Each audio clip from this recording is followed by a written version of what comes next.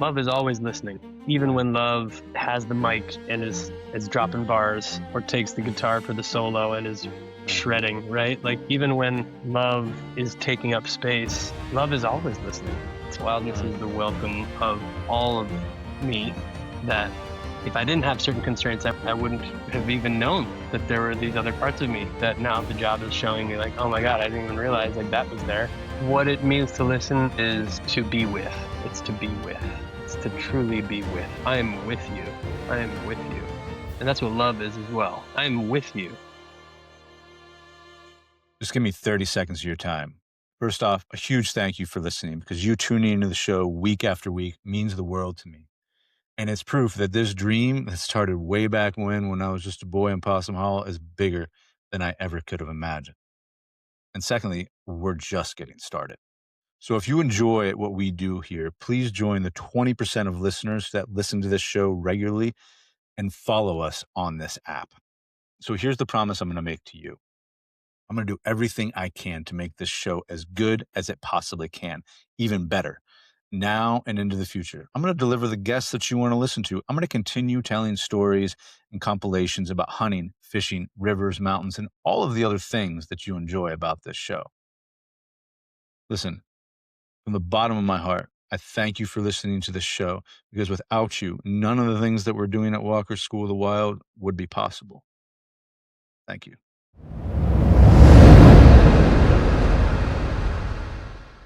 Andrew Forsthoefel, welcome to the Wild Lab. Thank you, Ned. Great to be here. Yeah, it's great to have you, brother.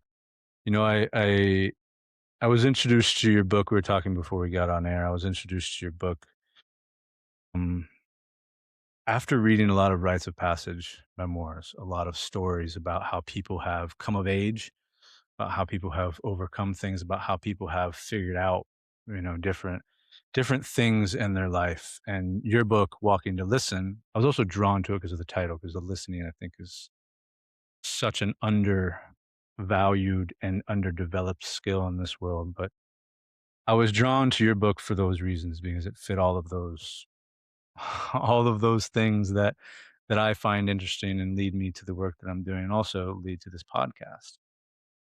So, Andrew, with that said, what's alive for you today, brother? Hmm. What's alive for me today would definitely every day. It's my new baby boy. He's Yeah. about to turn 1. His name's Valor, and yeah, every like what's alive for me today. The answer to that every day is him. You know, and like whatever he's going Yeah. through, whatever he's learning right now, it's right now he's like hit a little pocket where there's some real like attachment with mom, my Mm, wife Tana, and it's like he's the last couple days like so he might be going through something. He actually had his first like barfing episode this weekend, so maybe that's it. You know, he's just like that'll happen. recovering Yeah. from that and just like give me safety, give me mom. So Hmm. but he's what's up. Valor. I love that. Where did you come up with that name, Valor? It was a word that was used in one of our favorite songs, ceremony Hmm. songs, and we were just like, oh, that would be a great name if we ever got to have a son someday. And then Yeah. not too long later, yeah, Yeah. A Valor. strong, powerful name for Yeah, sure. yep, he's a strong Yeah. powerful boy. He really is. Yeah. I'm sure that he is. I have Yeah, no doubt. yeah. Well, I'm curious. I was going to talk about your book first, but I think we Mhm. can get into that.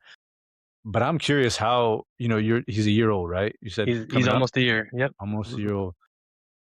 That has to be fatherhood, a new fatherhood, and especially after reading your book. I know it's a kind of a theme in your book as well. Like that has to be a huge rite of passage for you. I wonder if you can talk about how what you've learned from being a new father and how that's changed you as a man, as a human.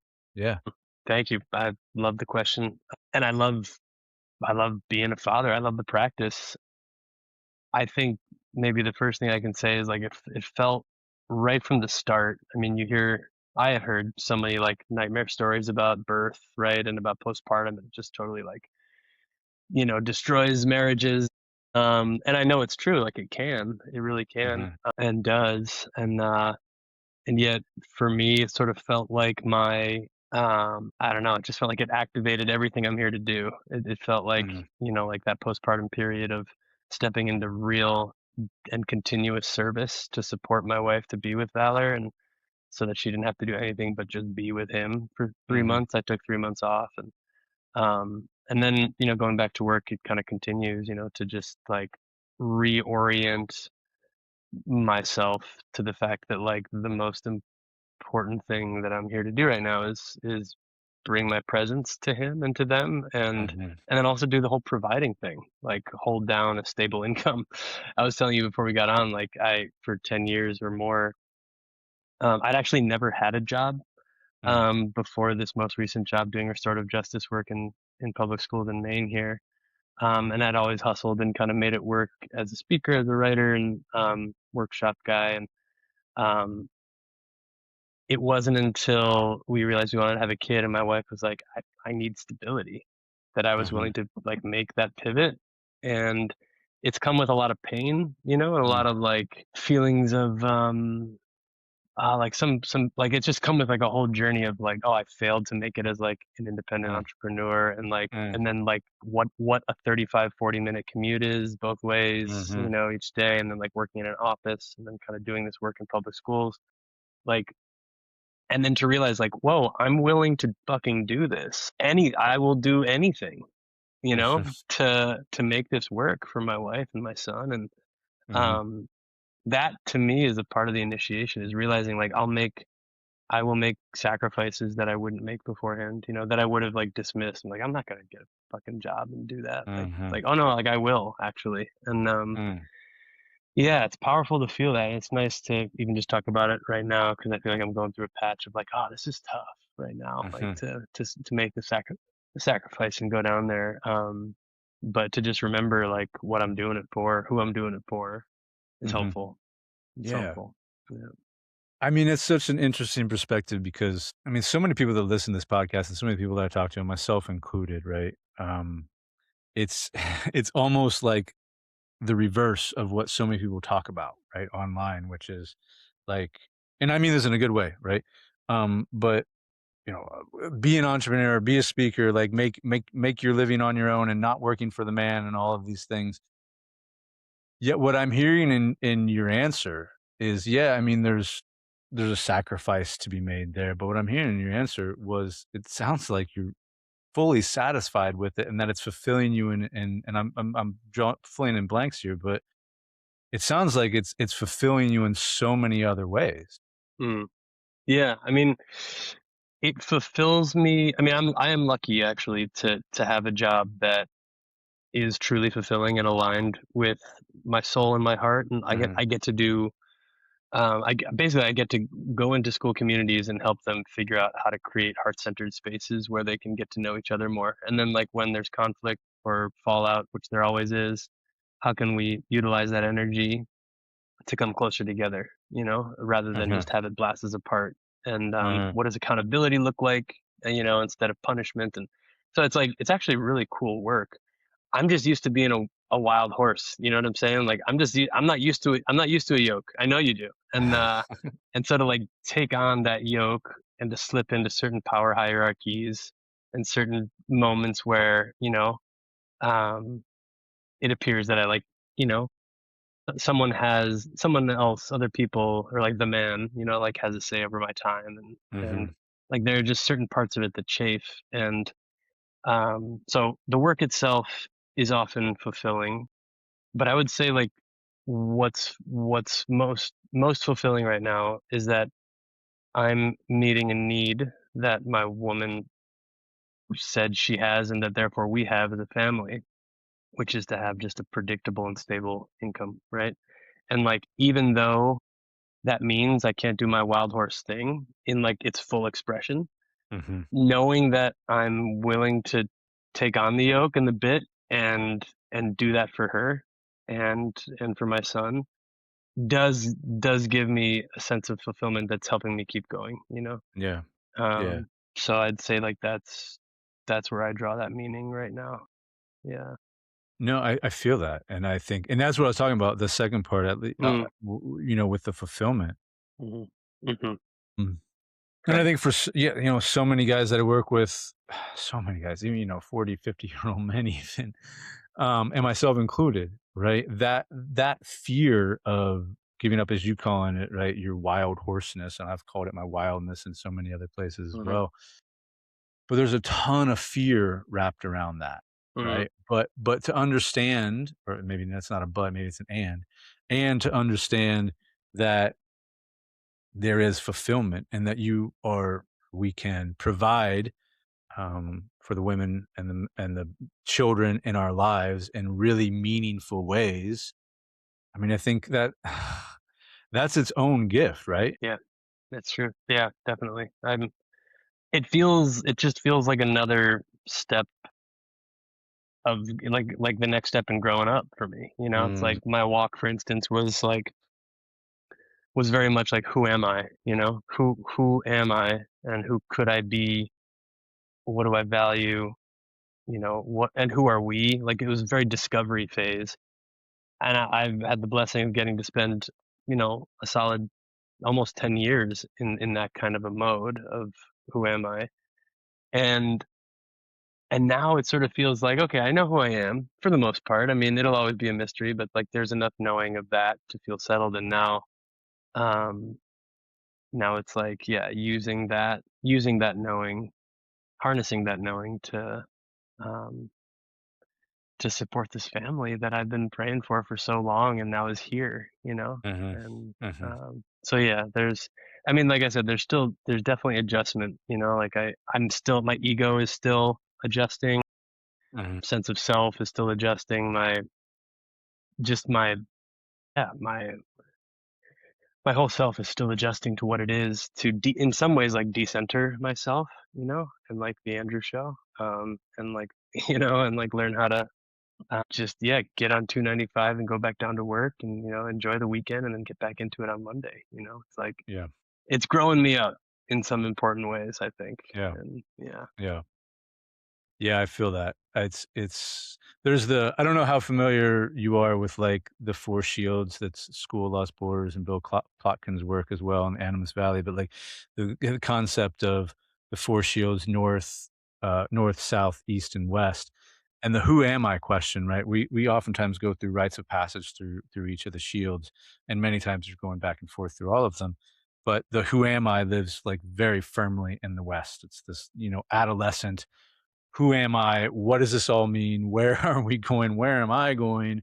Right. But then from what you're saying is the North Shield is more of is we move on from adolescence into adulthood. Right.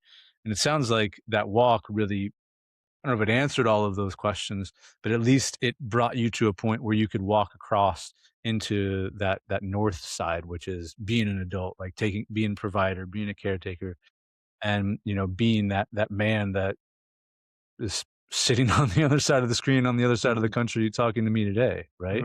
Yes, definitely. Yeah. I mean, I vividly remember when I was about to graduate from college, it's just sort of this feeling of like, wait, wait, wait. I just did the thing that everyone said I was supposed to do, like school, Mhm. Mhm. and it didn't scratch the itch. Like there's still just these gaping questions and essentially of who am I, that actually I don't know that any of my classes like it took that one up, like the biggest one of all. And so I think school is our culture's best attempt at a rite of passage, or it's just like it's what we know how to do to kind of Mhm. initiate folks into adulthood, kids, young people into adulthood. But for me, like the deeper question uh kind of wasn't engaged. And so yeah, so that walk was me kind of like just going all in, and also kind of just doing just like just doing the carpe diem, no regrets. Like I'm gonna live this thing as deep and intense and wild as I can imagine. And I think having done that, and also in years after, having really gone in with a sort of almost tactical intention to touch my own intensity and then put myself into these different containers that helped me connect with myself, who I really Mhm. am, now has set me up. And like I said, I'm still a baby dad, I'm still like Totally. so new into this new phase, but one of the benefits of my immersion into that adolescent seeking who am I think is that um uh there really is a no regrets feeling, like I look back on my life now because like again, fatherhood is calling on so much of me now. It's calling on everything, all of my time, all of my energy, like Mhm. it's calling on all of me. And because I scratched the itch, because I invested so heavily in that self discovery, I don't really feel a, a part of. I don't feel like there's something I didn't do that I should have done that I Right. needed to do that like is now hanging over my head, and I'm like, oh shit, like I didn't do that thing, and now I'm doing this Mhm. thing, but like there's that other thing. And so I'm sure. I mean, life keeps coming, and I'm sure things will arise, that I'm unaware As of they right do. now. Things come. Yeah. But I've got the tools to, yeah, talk to my people about it and work through it. And yeah, Yeah.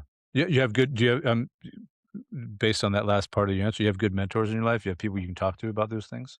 yeah, I've got good mentors. I've got good soul kin. My wife is, I've been, we've kind of realized that our relationship is the primary teacher at this point, For and sure. working through what comes up between us and communicating through and just the integrity of our connection is kind of central to the harmony of everything else in our lives right now. And so she's huge for me.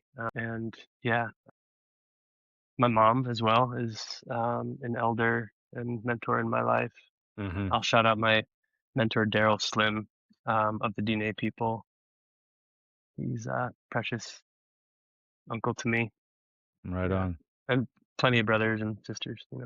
Yeah, yeah, yeah. No, I it's relationship is one of my greatest teachers. Well, I think it's probably I don't know if it's a universal thing, but, it's definitely true for me as well. Where it's an immense mirror through Hmm. which I can, sometimes I feel like, "Oh, no, look, listen, I'm totally great. Like, I'm Yeah. Andrew, I'm perfect. Like, Yeah. all that healing I've done in the past, like, it's good. I Like, I know. can move on." You know what I mean? Yeah. And then I get in a relationship with another human. I'm like, Yeah. Oh, "Wait, wow. maybe not. Yeah. Yeah. It Maybe happens there's quick. still It some happens maybe there's quick. still some work to do." You know? Yeah. And if they love you, they'll let you know, and then we For get sure, to we get to grow. And if you love them, then that's all you need to keep saying yes to it.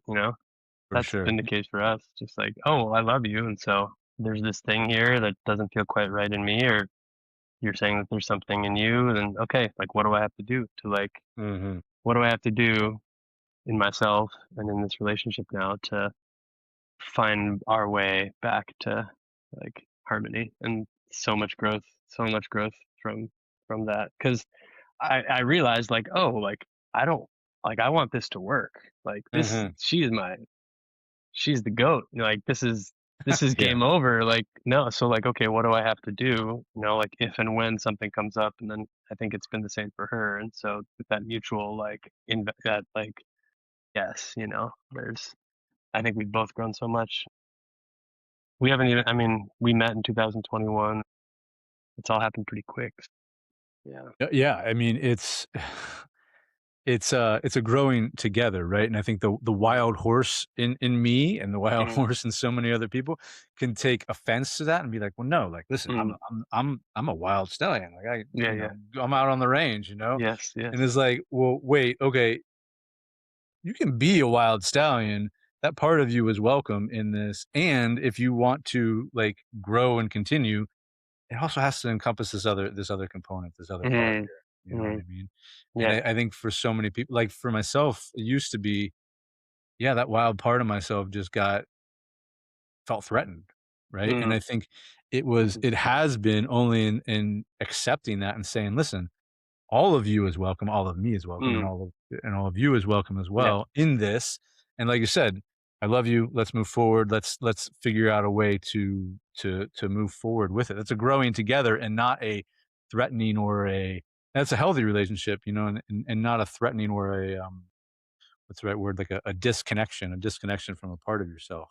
You know what I Mhm, mean? right. Yeah, I mean, I think in some ways there's sort of a paradox here where by constraint, like we're choosing in our marriage, we're choosing the constraint of a monogamous relationship. But True. through that, which you know, like which the wild stallion could experience that as somehow um contradictory to its nature.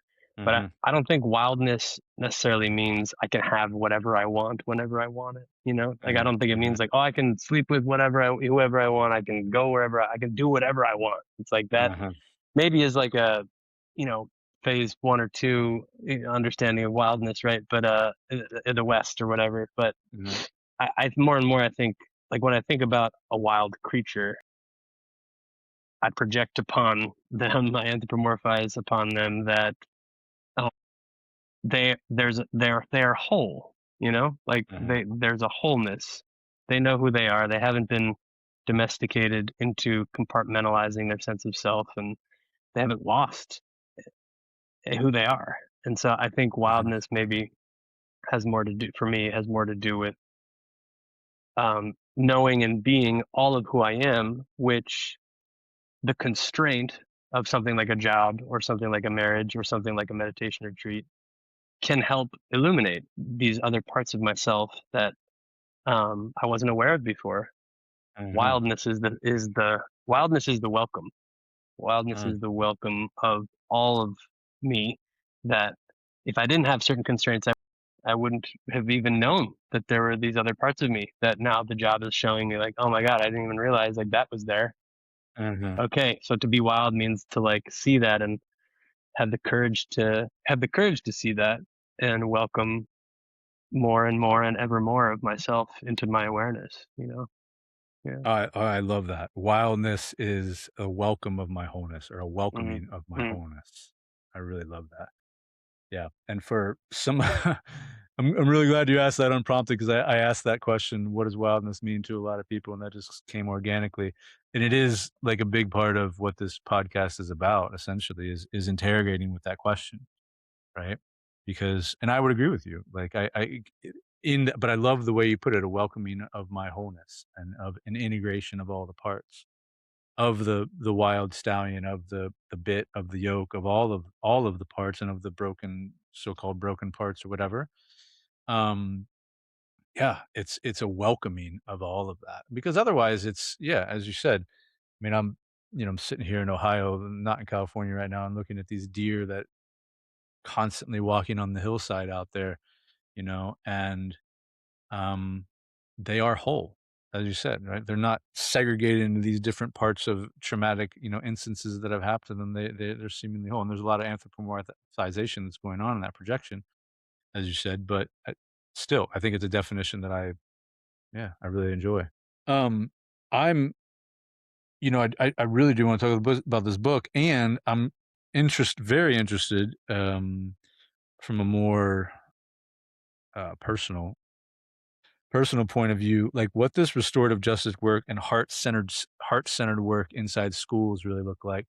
Because, in my other life, I'm a college professor and I mean, I can let a little bit of the cat out of the bag. I'm actually designing or I'm collaborating with a colleague to put together a conference on heart-centered learning at our college next spring. So I'm curious, like what that means to you. Because in educational spaces, um, it's often, what you said earlier, you said education is one of the ways in which we initiate people into adulthood. I don't know if I would agree with we initiate people into adulthood. I would say Mm. we initiate people into an institution. Yeah. And what's missing from that is a lot of things, but one of the things that's missing from that is a heart centered. approach, a heart-centered space. And so I'm really curious, like I said, from a purely selfish point of view, what you Yeah. mean by that and what that looks Yeah. like for you. If you it's a heart-centered space is one in which people are truly seen and heard for who they are and what they're carrying and what they've lived and survived. And we start out, light, where there's no controlling. You can't force someone to share and show who they really are. And there's an intelligence to our defense mechanisms that would kind of keep us from sharing our lives with one another, because the truth is we don't live in environments, most of us, where it's safe to like show and share who we really are and how we really feel Mhm. about certain things. For sure. And so these heart-centered spaces, they're, yeah, call them restorative circles, community circles, at the tier one community building level work. Then there's like tier two harm repair work and conflict transformation work. And with the really acute cases of harm, it goes tier three. But the tier one community building work is we're trying to learn how to be in circle together, be in council together, be um, cultivate the capacity to listen with respect and care and sincerity, and then share with honesty and even audacity. Like, how much can we trust the space? And the idea behind this is that if we actually knew who each other are, if we actually knew each other and understood what you just went through this morning, or what you had to carry this past year, like if we actually knew that about each other and expanded the range of our understanding, that's going to inform how we relate to one another, Mhm. especially when conflict or tension arises. And so if I've done that work of getting to know you, then it's just going to be harder for me to treat you bad Mhm. because I know who you are and what we've been through, and we've cultivated that trust, and you know me, and Mhm. the difficult thing about doing this in schools is that this isn't what schools in our culture were designed to do, and so Correct. there's Yeah. institutionally there's a real um, momentum that is actively working to prevent this kind of knowing of one another from happening. And just Mhm. if you look at a school schedule, just like where are we going to fit this into the schedule? Let alone the way that most of us have been encultured to resist this kind of a space, because we think, oh Mhm. God, it's, well, what if, like, what if someone starts to cry, or like what if it gets really out of hand, or what if they laugh at me? And you know what, sometimes they do. you know Mhm. because that person's defense mechanism got triggered, and all they know how to do right now is laugh, and then that triggers something in you, and so it's like it's such a mess, and it's beautiful work. Mhm. um Yeah. but it's yeah, this thesis is that the more, and it's so simple and obvious, but I don't really, I wonder sometimes, like, why is this not top of the agenda in our, not just our schools, but our companies, our corporations, our government, just like everywhere. Just like if we actually knew each other, what would change? Yeah, a lot, I think. I mean, absolutely. I do know. I mean, because Hmm. I've been Yeah. an educator for over a decade now, college professor for over a decade now, and I think at its simplest level, and I've seen it's only been a decade, but I in that decade I have seen all these different iterations of what education should look like from the perspective of the state or the federal government or our institution, our individual institution. And at its core, like all of them or most of them are about actually trying to get to, and I think what really being a good teacher, whether you're teaching in a classroom or whether you're teaching in a council, in a wilderness council, or, a rite of passage, whatever it is, whatever you're teaching, even a coach, right? Like a life coach or something, like being human, I think that's where it starts. That's like the Yeah. starting basis level for it, right? And it's and what that requires is a tremendous amount of vulnerability on Hmm. on both sides, on the professor's side, on the teacher's side, and on the student's side. And as you said, it requires a tremendous amount of trust and safety to be cultivated in that, and also willingness to like take some risks and And as you said, be audacious and like, put yourself out there a little bit and know that it's okay. Like you're not going to die because of it, Mm, or, mm, bad things aren't going to happen. And I think, at least from my, because and I've been teaching some of that stuff for a long while, right? And what I've seen is that it, two things. One, from teachers' perspective, we're so institutionalized and indoctrinated into the systems, it becomes hard to think outside of them. And it's also becomes very scary for people to be vulnerable, right? And one thing I've heard so many people say is that, like, well, it's really important. This is how I learned, so it's really important that other students learn because this is how the world is. mm, And my answer is, but that's not the way it has to be. That doesn't mm, have to be the world that we live in. And yes, if that's what we reproduce in our classrooms, then obviously that's what we're going to see outside of it. That's the world that we are continually reproducing. So one, it's scary for the teachers, and I'm sure you've seen this. It's scary for the teachers and the people who, decentering power is really difficult in that mhm, situation. mhm, And it's also what I've found in my own classrooms is that, for one, I've never talked about this stuff on this podcast. This is sort of more of a nature and wildness podcast, but it's part and parcel of what you're talking about. One of the things I do, like, I don't grade. I don't have traditional grade. I don't give A's, B's, C's, D's, 90s, 100s, whatever. Like, I don't give those. I give, incompletes and completes based on a rubric that we all agree upon at the start of the year, and it's collectively negotiated and decided. Like, hey, this is what I'm suggesting we how we're graded, but I want your input, and mm. I'm willing to make changes and adjust it based upon what you think is fair. And that's one way that I'm trying to, decenter my classroom, be more human, and also create a safe space for students to be, like, to be audacious, as you said, for them to take risks, because that's what I really want, is for them to do that. The interesting thing that I've found is that it's a tremendous amount of work on my part to get students to understand that. So it's like Mm. it's not Yeah. just it's the teachers, it's also the students, because they're like, "Oh, well, wait, what do you mean? Like, I get to decide?" I'm like, "Yeah, you get to decide. You get input. In fact, we collectively vote on whatever we're going to read for this semester." So I have a whole list, and then we vote on that. And because who am I to decide Mm, what we're going to read and what we're going to write about?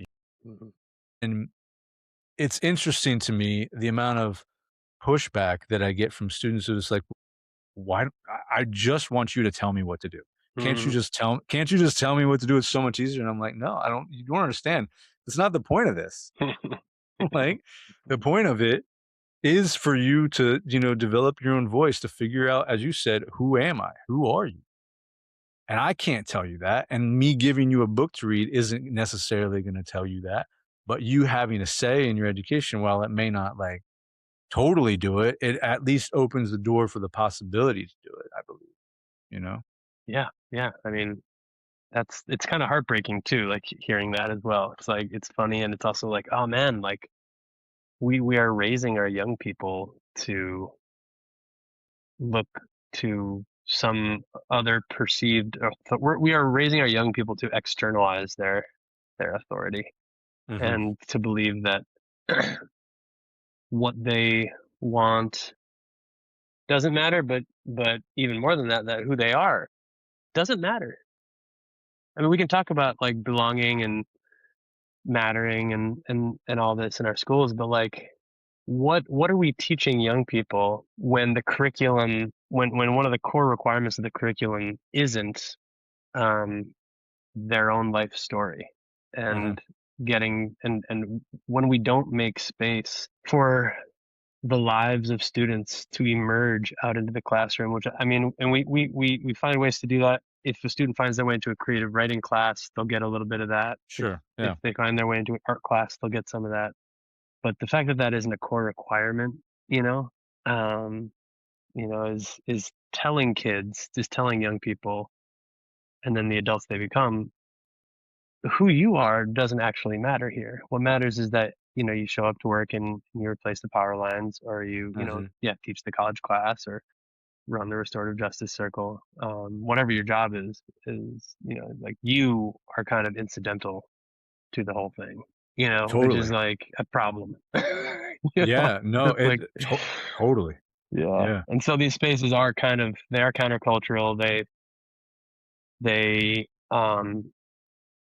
and we can't teach what we haven't learned our own selves yet, yeah, yeah, and so it makes sense that I think a lot of the adults in these schools, understandably and honestly, struggle. That there's an honest struggle to the prospect of being asked to run a circle for their students, because they're just like, I I don't even know what that is. I've never done that. I don't know what that is. Like, that's not what my job is. It's like, if you don't have that experience, and if you haven't done that kind of work of understanding your own life in that way and learning how to share about it and enter into that vulnerability, then yeah, how could you teach that? And so that's a challenge too when it comes to kind of bringing heart-centered work into schools, is who has the lived experience to lead people into that kind of a space. totally, yeah, and I mean, that was the other thing that I was gonna say. If we're talking about being more human and getting to know someone as a human, that's all fine and dandy, but if I don't know myself, I'm not Hmm. gonna be able to get to know you, Andrew. I mean, Yep. I'm only gonna be able to get to know you on at the level that I know myself. Hmm. I can only meet you there. If Yep. I only know myself at a superficial level, that's the only way Yep. I get to know you or anybody for that matter. Yes. And to bring it back to my walk and the book, that was something I didn't realize at the start of it. At the start of it, it was, for me, it was all about like listening to people's stories, so that that question of who am I, that I think was at the heart of my walk across America, was an unconscious question. I like wasn't aware. I didn't realize that that's actually why I was doing this thing, is to like find out who I am. At the beginning, I thought it was about, who are you, Ned? Tell me about you, and like Right. who is this person? I was walking to listen to like other people's stories, and the beautiful. I learned in college that I love interviewing people and listening and hearing their stories, and it wasn't until maybe sometime out in the desert, like 8 months into the walk, right? What happens, man. Yeah, you get out there and it's just you, and I started to and after meeting hundreds of people and listening to incredible lives, and seeing the sacred in Mhm, everyone. It wasn't until toward the end of my walk that I began to realize, like, oh man, like this this has been about me the whole time. Like, this has been about being with myself, um in the shit, and in the ecstasy, and in the fear, and in the loneliness, and in the vulnerability, and in the absolute joy, and like that's what this has been about. It's been about learning how to be with me and like find out who I am. And in mm, all these different contexts, what's the through line? What's the consistent through line that travels with me throughout all these changes? That's me.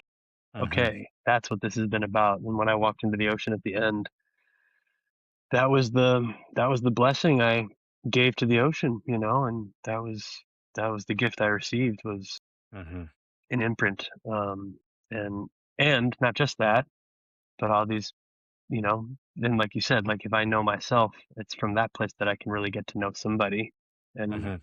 I'm not needing to use that person to get to know me, because I know me, and so now I can actually get to Right. know and the relationship or the conversation doesn't become yet another way for me to try to figure out who I am, and now I'm taking up all the Mhm, space, or now I'm still hiding, or whatever.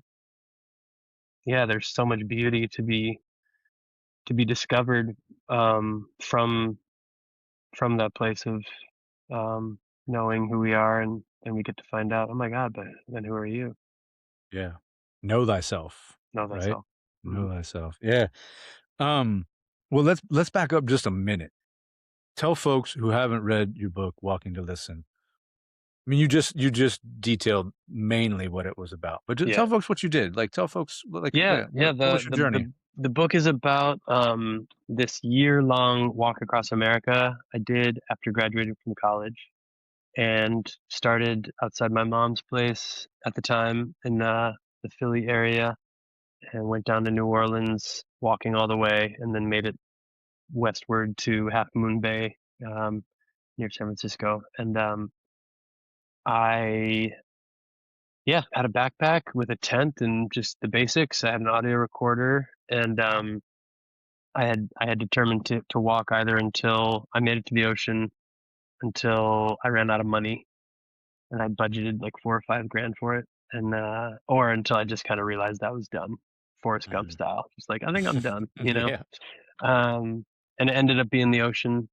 And the book is essentially the story of my own understanding of what I just shared with you now, of realizing Mhm. like, oh wait, like I'm a part of this, you know, like I'm a part of this story, this walk, this world, this earth, this life, this community of America, of the human species, of the cosmos. And so it's my own biographical tale and the story of healing, um, kind of woven through the stories of these incredible people I met along the way, who are just your so-called normal people. Then come to find out there's no such thing, right? We're all extraordinary. You just slow down a Mhm. minute and just kind of give the time and the care to listen, and then suddenly here's this, here they are. There's their Mhm. spirit, you know. Mhm.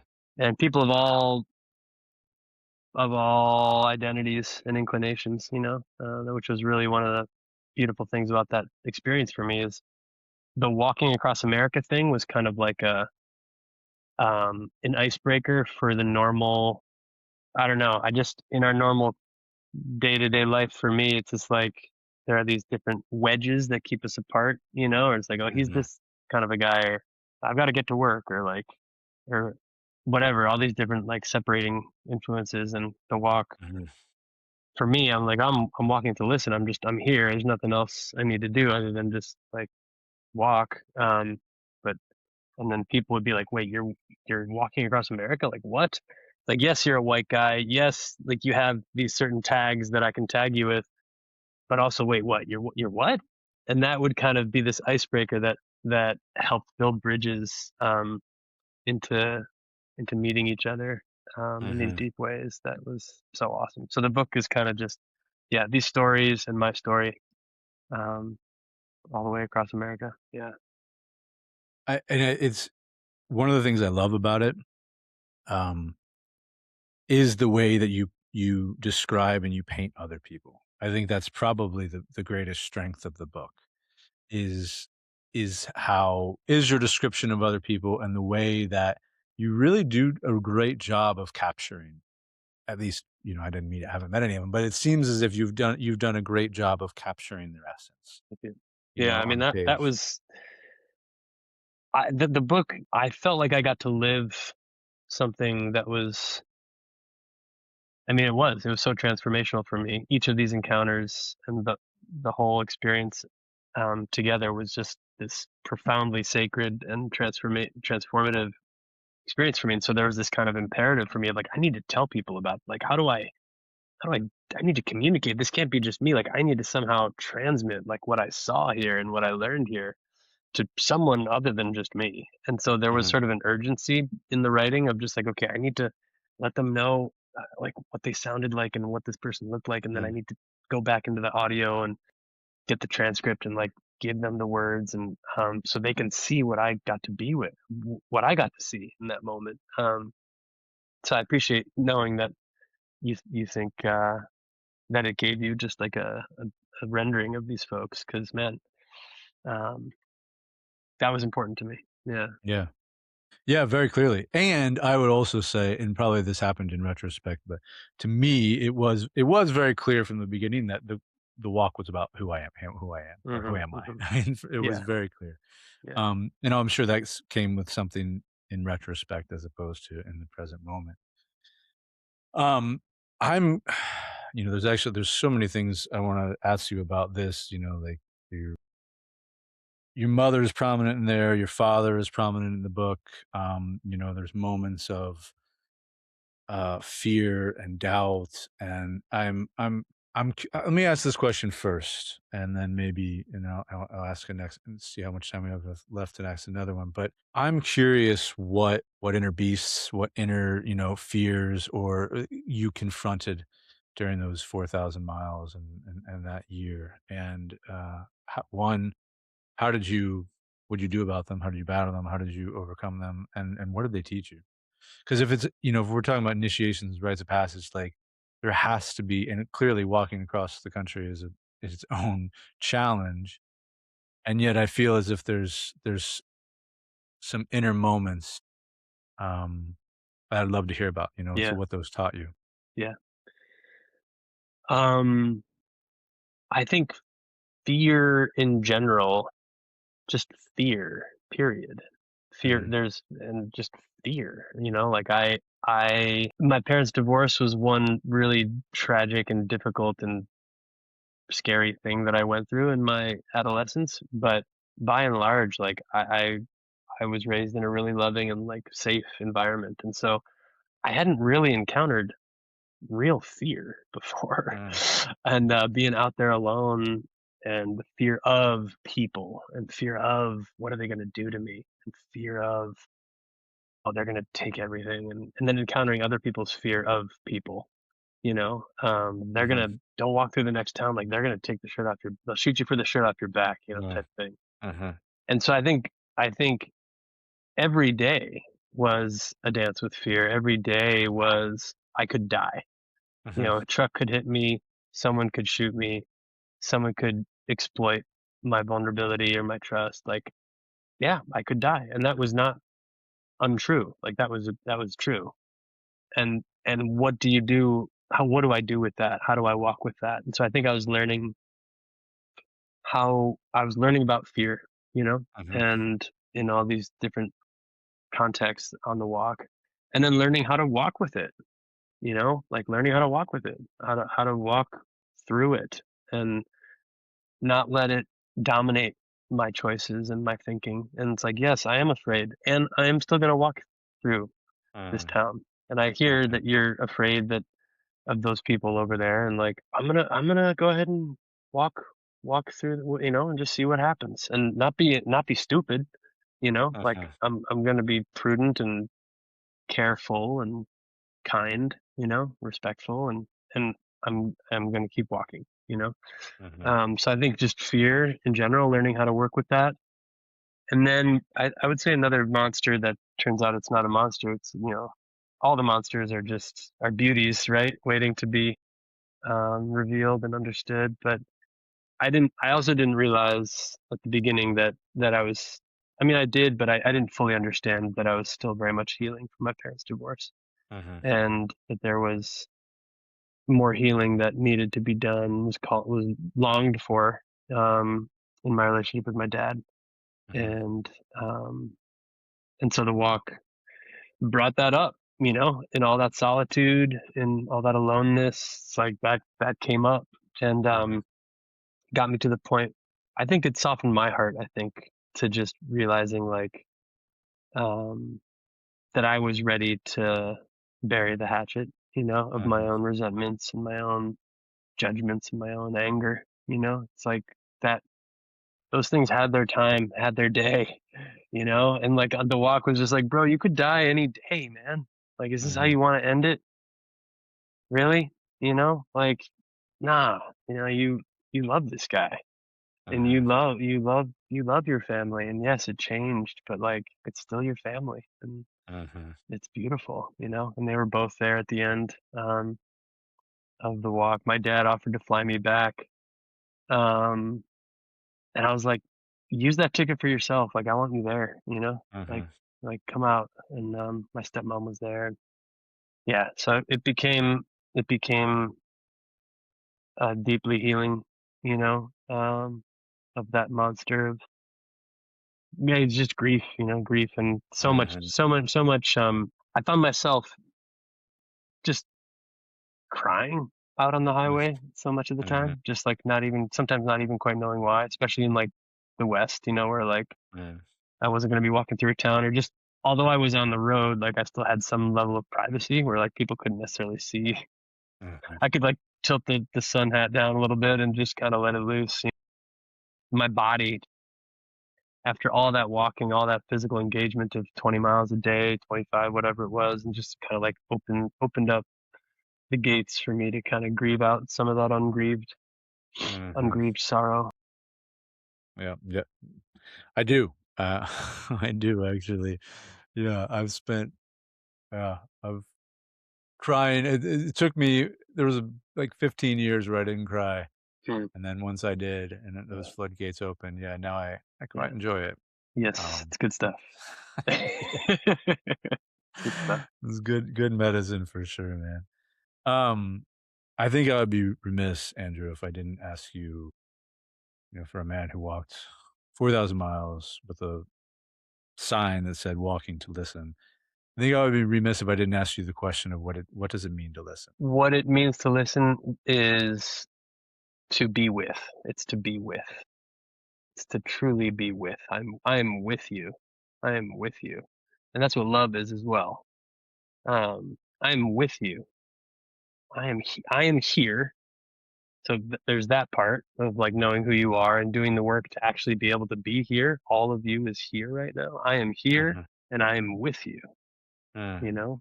I'm my mhm, heart, my mind, my body, like I've done the work. I've gone on the journey to actually be able to be here in this moment. So I'm mhm, here and I give a shit about you. I care about you. mhm, I'm here with you, with you. mhm, Tell me who, like, what do you know about this piece? What do you have? Whatever that might be. Yeah. And so listening doesn't necessarily even mean you're silent and not the one who's talking. Listening, I think, is a way of being that pervades everything. You're always listening. It's you're a hunter, so mhm, yeah, you are attuned. You're tuned in. You are here. You're in conversation. But to simplify it, I would just say, I am here and I'm with you. And mhm, wherever you go, I'm gonna be tracking you, with you. And who knows what we might find. But like it's more important to me that um, you feel accompanied than for me to be right about something. Or yeah, like I mhm, want you to feel me here with you, and mhm, then where we go from there, who knows. mhm. But yeah, I'm with you, I'm here. Yeah. I'm with you, and perhaps I should have asked this question first, and I actually thought about it, and I didn't. And yet, I wanna follow up with if in the way that you answered that, is listening then an analog for love, or what's the difference? mm. I Yeah, yeah. Love is always listening, even Mm, when love has the mic and is dropping bars, or takes the guitar for the solo and is mhm, shredding, right? Like even when love is taking up space, love is always listening to everything mhm, that's in the room, always sensitive to what's here right now, and always interested, always cares about what it might be missing. What am I missing right now? And am I not seeing something right now? And then is always open to growing um with whatever comes, whatever presents itself to love. There's that openness to um but yeah, so I think listening is the word.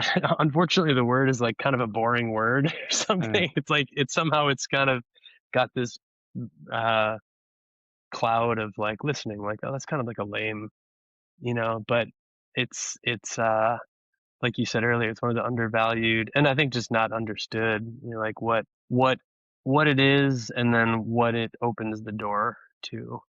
I mhm, think, and again, we can't teach what we haven't learned, and many of us never were deeply listened to in that mhm. love For kind of sure, a way, and so for sure. we've never received that. So how could we possibly give it?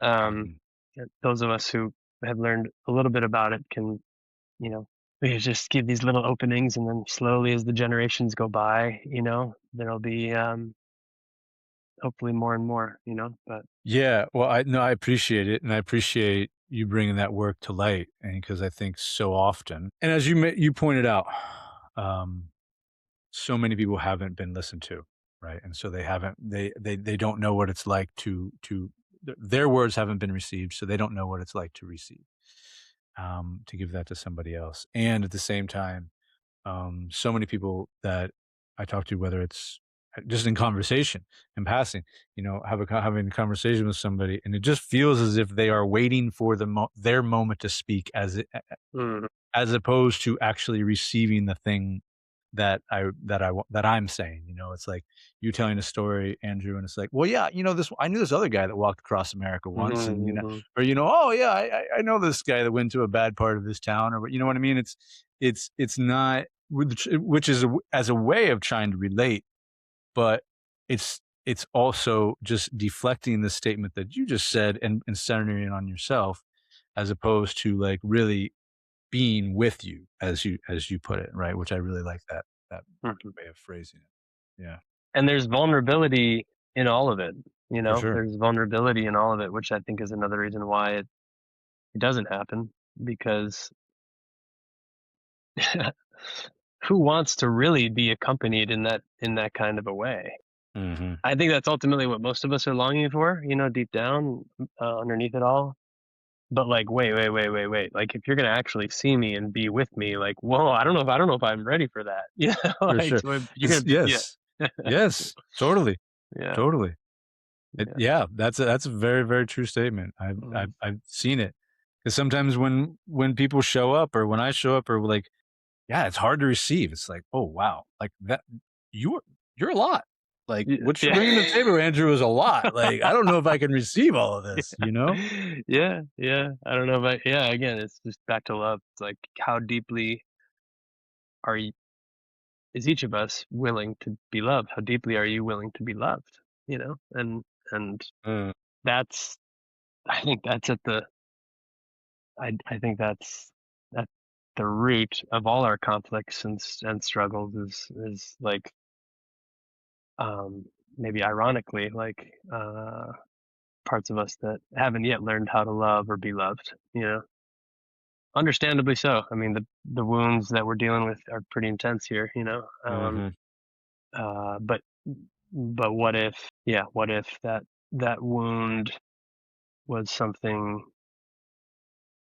Yeah, I'm just thinking of my parents' divorce wound, that like core wound, and it just, yeah, I it was never even about, um it was never even really about my dad or my parents. It was about this part of myself that experienced something that then needed me. It mhm, needed it needed me, mhm, um, especially as I became an adult, and it just needed my love. It just needed me to see it mhm, and hold it. I needed me, um, and then, the more I've loved myself and have been able to hold my own wounds and my own honesty, not just the wounds, but just like my honesty, it becomes less and less something that I feel like I need to hide, or mhm, pretend about, and is something that can be more kind of like you, and just imagining you and your students in the classroom. It's like, when you share and when you're real, it's like, oh, he just shared that. Like, mhm. maybe I could share too, like who I am, you know? For sure. Yeah, for sure. I love that though. How deeply are you willing to be loved? I think that's Yeah. spot on, brother. Thank you Yeah. for that. How deeply Yeah. it's not how deeply do you want to be loved, do you Yeah. need to be loved, it's how Yeah. deeply are you willing to be loved. Yeah. Yeah, Yeah. that's beautiful. There's a difference there. Well, Andrew, listen, it's been a pleasure talking to you, brother, and I want to be as respectful of your time as a new father, as a husband, as a baby Thank you. father, as you put it. um, Yeah. so and I want to give you the last word. So I want to, if there's anything you want to leave our listeners with, perhaps about listening, perhaps about anything at all, whatever you want to leave our listeners with, I'm going to Sure. give you the last word. Okay. Well, I guess the penultimate word will just be thank you, Ned. Thank you for creating this space for me to be listened to and loved, you know? And I just, yeah, I've really enjoyed getting to be with you, and for just doing the work you do. So I'm grateful to you for this. Yeah. You're welcome. Mm. You're very welcome. Yeah. Uh, I'll give you an ultimate word Okay, sure. if I can think of one. For anyone who's listening, anyone else who's listening. Um, maybe it's just I'm with you. I'm with you. I'm with Yeah, you, man. that's beautiful. I'm with you. And I love that. I'm And with I think you. that's Yeah. especially in this day and age in our society where it is being with you, I think is all we need sometimes. And that's all we need.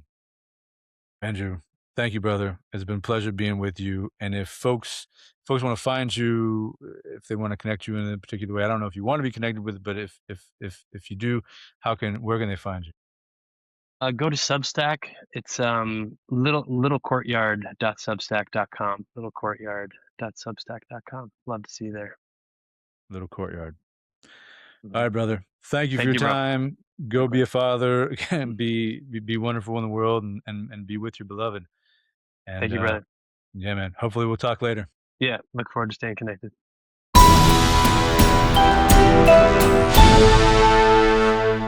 If you felt yourself somewhere in this conversation today and want to get out into the wild, come join us. We got a lot of new things coming up in the new year. We have Primal hunts October 1st and 4th and November 5th through the 8th. These are opportunities for you to deepen your work as a man, as a hunter, as a human, as an outdoorsman. They're group hunts for black bear in the Eastern Sierra of California, and we hunt deep into the wild.